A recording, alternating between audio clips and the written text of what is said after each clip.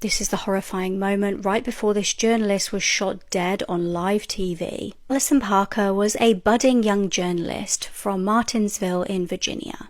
She graduated from James Madison University and in 2014 started working on air for WDBJ7's morning show. It was the early hours of the 26th of August 2015 when Allison and her cameraman, 27-year-old Adam Ward, were preparing for a broadcast. The pair worked together quite often, so they were used to doing this. Allison had just celebrated her 24th birthday and was getting back into the swing of work. They had no idea it was the last broadcast they would ever do. They were due to be covering a segment on the 50th anniversary of the Smith Mountain Lake.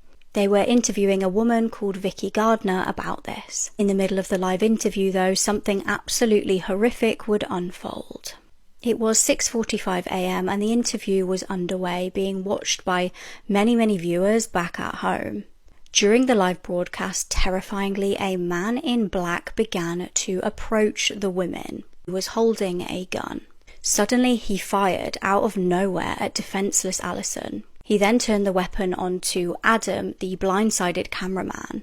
He then also fired shots at Vicki Gardner, who was being interviewed. Now, she was injured, but actually decided to curl up in a ball on the floor and play dead in a desperate bid to avoid further attack. Terrifyingly, the cameras were still rolling as this was unfolding, and it was being broadcast to many people at home. Horrified viewers watched as Allison and Adam lay dead on the floor. The gunman fled, and the cameras were cut by the control room, and the live feed ended.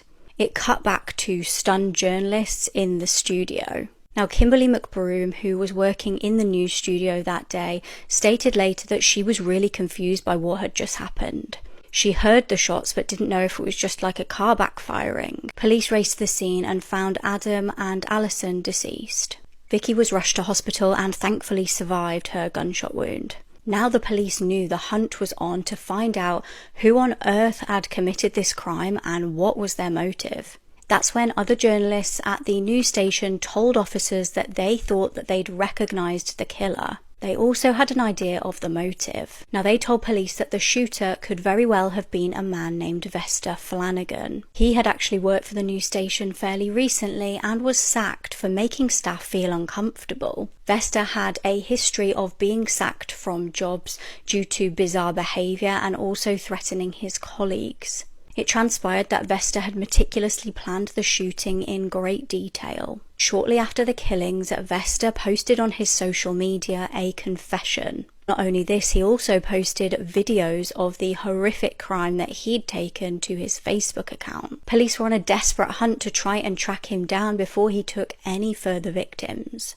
They knew it was a race against the clock. However, before they could get to him, Vesta crashed the vehicle that he was driving and unalived himself via gunshots.